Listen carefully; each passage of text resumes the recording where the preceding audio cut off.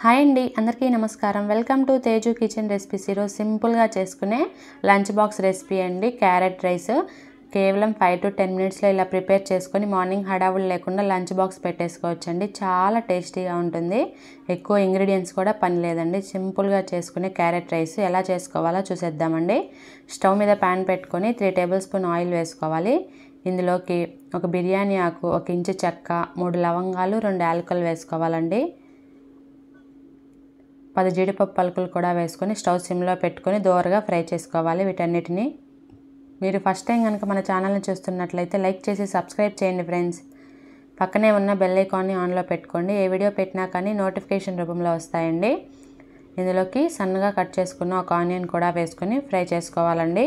జీడిపప్పు అంతా చక్కగా ఫ్రై అయిన తర్వాత కట్ చేసుకున్న ఆనియన్ వేసుకొని ఫ్రై చేసుకోవాలి.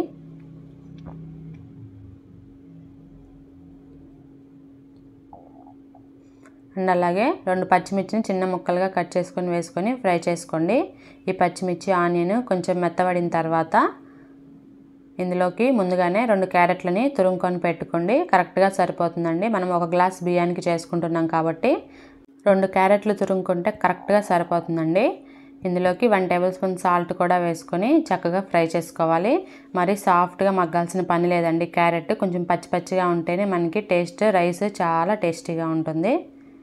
ఇందులోకి 1/2 టేబుల్ స్పూన్ పసుపు వేసుకోండి. పసుపు ఆప్షనల్ మాత్రమే అండి, వేయకపోయినా పర్వాలేదు. మరొక నిమిషం పాటు స్టవ్ సిమ్లో పెట్టుకొని ఫ్రై చేసుకోవాలి.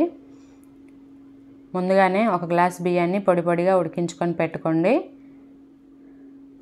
ఇందులోకి 1.5 టేబుల్ స్పూన్ సాంబార్ పొడి వేసుకోవాలండి. సాంబార్ పొడి ఏంటి క్యారెట్ రైస్లో అనుకోవద్దు, కానీ ఇలా పొడి వేసుకొని చేసుకుంటే చాలా టేస్టీగా ఉంటుందండి సాంబార్ పొడి. ఒకసారి ట్రై చేయండి. ఇలా సాంబార్ పొడి వేసుకొని క్యారెట్ రైస్ టేస్ట్ మాత్రం చాలా బాగుంటుందండి. తప్పకుండా ఈ విధంగా ట్రై చేయండి. ఇందులోకి 1 గ్లాస్ బియ్యాన్ని ఉడికించుకొని పొడి పొడిగా అన్నాన్ని ఇందులోకి వేసుకొని మిక్స్ చేసుకోండి.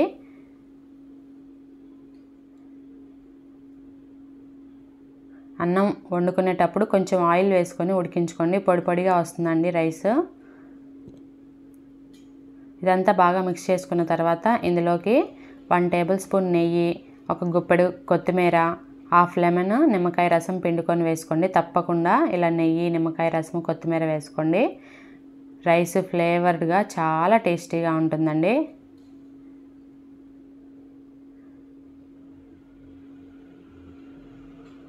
టేస్ట్ కూడా బ్యాలెన్స్ అవుతుంది ఇలా నిమ్మకాయ రసం వేసుకోవడం వలన. ఇదంతా బాగా కలిసేలాగా మిక్స్ చేసుకుంటే వేడివేడిగా సింపుల్గా చేసుకునే క్యారెట్ రైస్ రెడీ. వీడియో నచ్చితే లైక్ చేయండి, సబ్స్క్రైబ్ చేయండి. పక్కనే ఉన్న బెల్ ఐకాన్ని ఆన్లో పెట్టుకోండి. ఏ వీడియో పెట్టినా కానీ నోటిఫికేషన్ రూపంలో వస్తాయి. మీ ఫ్రెండ్స్, రిలేటివ్స్కి షేర్ చేయండి, కమెంట్ చేయండి. Okay friends, thanks for watching.